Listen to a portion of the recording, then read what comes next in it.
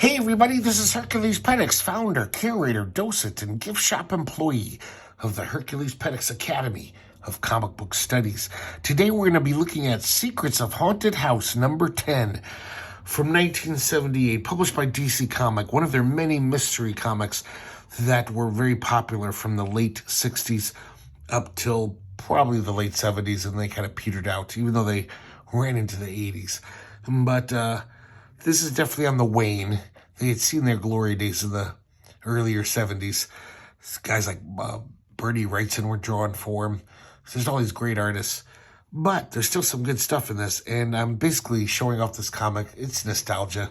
I bought this comic when I was 10, and there's a certain story in here that for years I've told orally to people, like Homer, or more like Homer Simpson, but I just thought it was such a clever story that literally every now and then I'd tell the story to someone like, oh, here's a good story.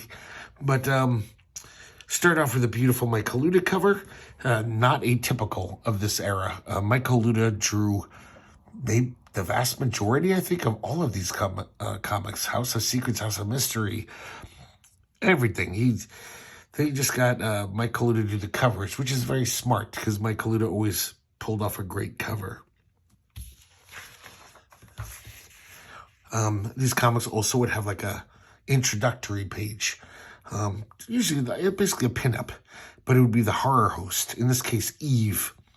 And they'd do this like, obviously in the tradition of the Crypt Keeper and Easy Comics, kind of a pun-laden, pretty bad jokes introducing the stories.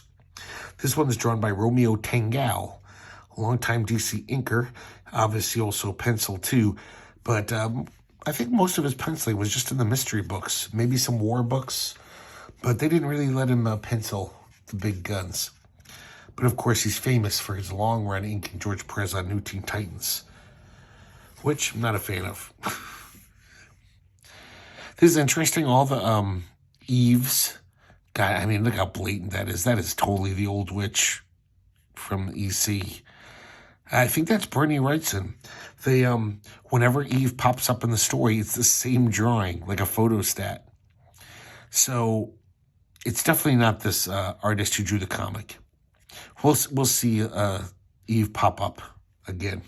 That same exact picture. So this is called Ask Me No Questions. It's a script by Jack Olek. Jack Olek was, he wrote a lot of EC comics. He was around near the tail end of EC and wrote tons of them.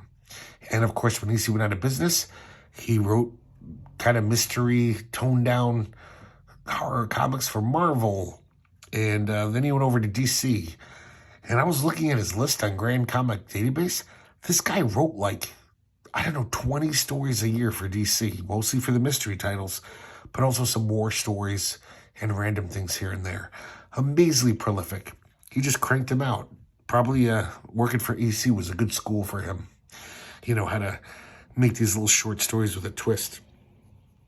The art's by Rubini, one of the Filipino artists, and really good artist, except it seems to be a weakness of a lot of Filipino artists. The faces sometimes are terrible. I don't know, every character has, especially women, they have this, just something icky about the way they draw faces, even though the rest of this is better drawn than any shit when I was growing up in mainstream comics. Look at the folding, the drapery on her dress. This is masterful illustration. I mean, the bricks all lined. No Marvel comic looked like this, especially in 1978. There was just kind of cheesy, hacky superhero artists. I mean, you get guys like John Byrne, decent artists, at least for superheroes, but they weren't putting this kind of detail in. But I don't know why. Alfredo Alcala's the same thing. Masterful illustrator. But something about his faces bugs the shit out of me. So this story is a very EC type story, cheating women, scheming women, and, of course, revenge at the end. The twist ending. So this woman is about to be executed. She's in late 18th century France. The executioner comes in. She's begging Not even for her life. She's just saying, please don't torture me. I can't stand the idea of the pain before I die. And the executioner is just like, I hear this every day. You're going to get the same treatment everyone else does. But she's like, please, let me tell you my story. And you'll understand. So I guess she was a thief, her and her boyfriend, Jacques. And one day they were running away from a crowd. I guess they got caught pickpocketing or something. And all of a sudden, someone grabs her arm, pulls her into this doorway. And it's this guy, Andre. And look at him. He's a freak. That's how he describes himself. But he was scarred in an accident horribly, kind of monstrous looking. But he's a very sweet guy. And he tells her, he's like, I couldn't stand to see someone so young and pretty killed by this crowd. That's why I rescued you. And if you ever need help, come back to this address. So she tells Jacques the story because Jacques escaped on his own.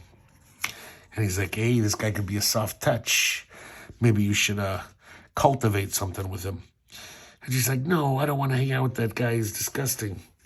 But Jacques, she has bad taste in men. And Jacques coerces her. She pretends to love Andre.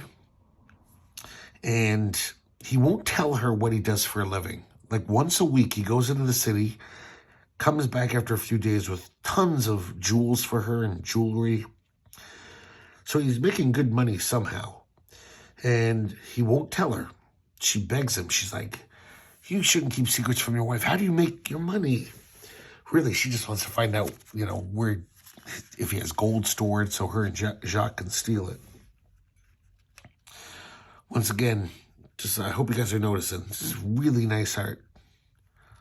Just incredible amount of detail. And I like the way he draws this guy's face.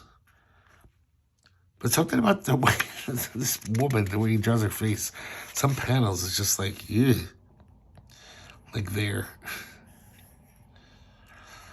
So one day they follow Andre.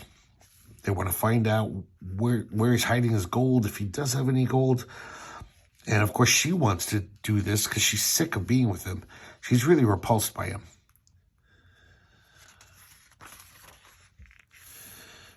So they hide in his room. He's got this like room in a hotel, like a seedy tavern, inn/tavern. And they jump in the closet when he walks to the room. He surprises them. And he hears a noise in the closet, Andre does. When he opens the door, Jacques got no choice but to stab him. Doesn't kill him, though. And when Jacques runs down the stairs, everyone sees he's got a bloody knife. And there's a scuffle, and Jacques is killed. She is caught, sent to prison, and now we're back to the present. There's another horrible face. So she's like, now that you've heard my story, won't you make it easy for me? And he's like, will I have mercy, Marie? Perhaps this will answer you. You probably saw this coming a mile away. It's Andre. That was his job. He's an executioner.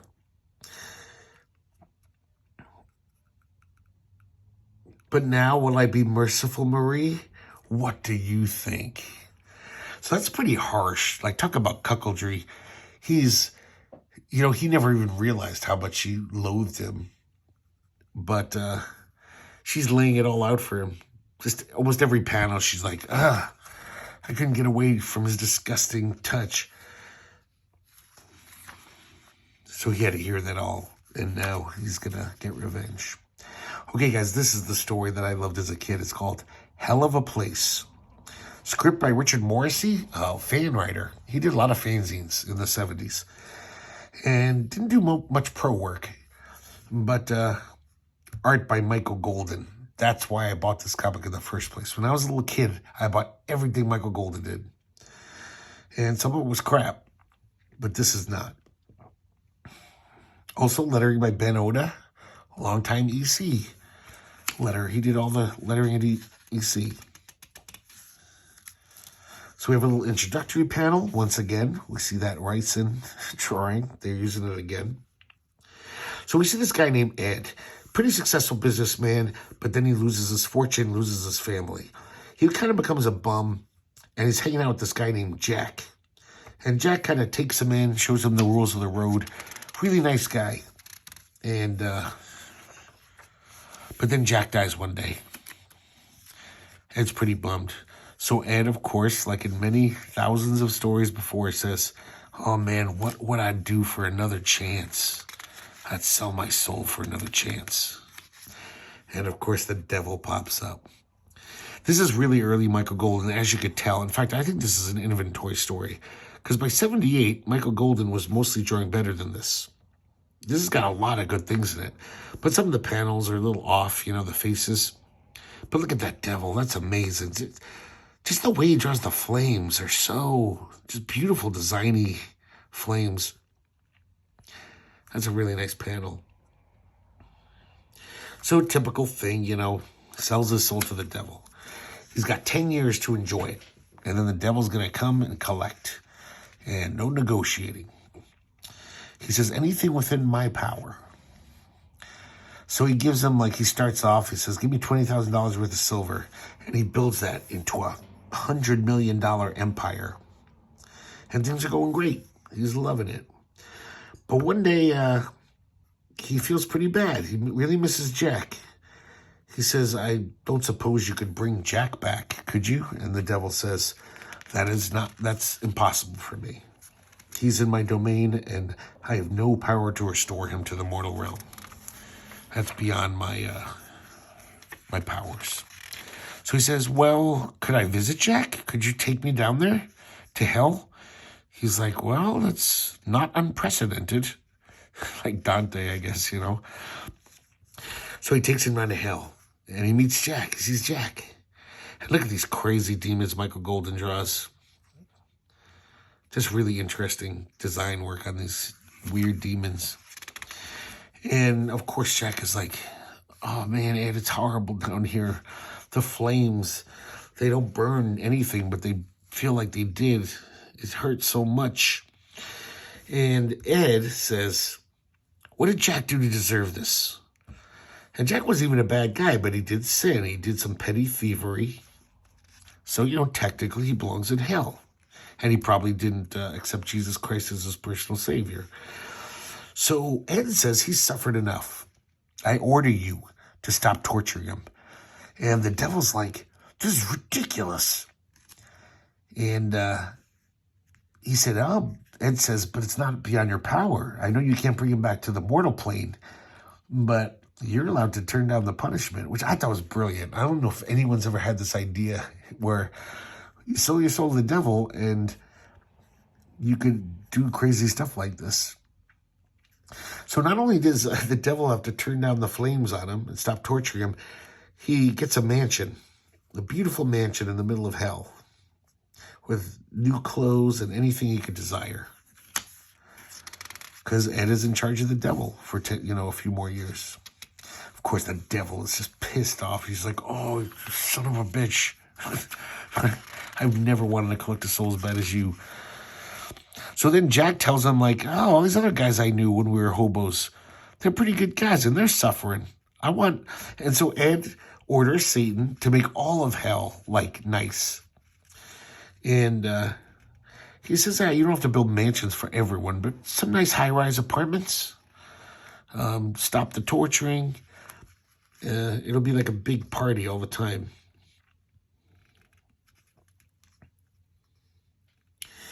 And the devil's grumbling. 4 more years.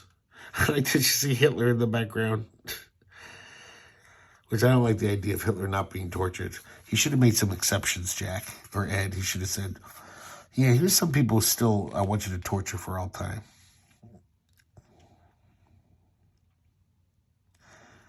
So he basically takes clients down to hell. And shows them like, oh, is this place great? But he doesn't want to, like, make them do deals with the devil because he knows in 4 years or a few years, the deal's going to be done. It's going to go back to a horrible, torturous place, hell. But the word is getting out there that apparently hell is pretty nice now. So the devil finally comes to collect. And here's where he says, oh, I've never waited a subject so much. and gets down to hell. And the devil's saying, what's keeping the board? There's a board of directors in hell, apparently. They should have already gotten rid of all these monstrosities like the mansions and the high-rise apartments. But when he comes in, the demons on the board of directors are like, we're sorry, Satan. You don't have any authority to give orders anymore. Since since Jack took over, our business has increased by about 50%. It seems we're doing better business ever since we made hell nice. We get more souls. People are deliberately trying to go to hell. So we voted you out, and Mr. Bat is in. That's Jack. Mr. Bat is in as chairman of the board.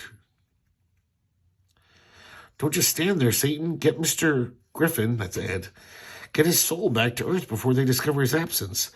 After all, we can't lose our best reference. Can we?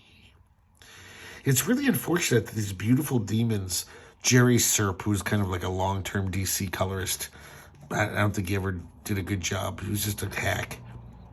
He does these all in monocolors, like, so you barely see them. Look at this dark color. You have to really squint to see, like, oh, Michael Golden had this cool face, but you can barely tell. All these demons are colored dark. But I just thought that was so funny when I was a kid. I still do. It's such a twist on the selling your soul to the devil story. I thought it was really clever. And then Eve closes out the tale. God, I just want to keep calling her the old witch. It's such a blatant ripoff. And I'm pretty sure that's like a Bernie Wrightson drawing, or they would just use this a lot. So there you have it, early Michael Golden art. Not the best art, but better than most artists at the time already as a young guy. The way he draws the devil, just amazing. I love these faces. Really good stuff. So that's it, guys. I hope you liked it. This is, for me, just a lovely piece of nostalgia. One of the first comics I ever bought. Around then, yeah, I was buying a lot of comics, 75 up. But this was really impressed me. That second short story especially. And I've saved it to this day. And every now and then, I still tell the tale of a hell of a place.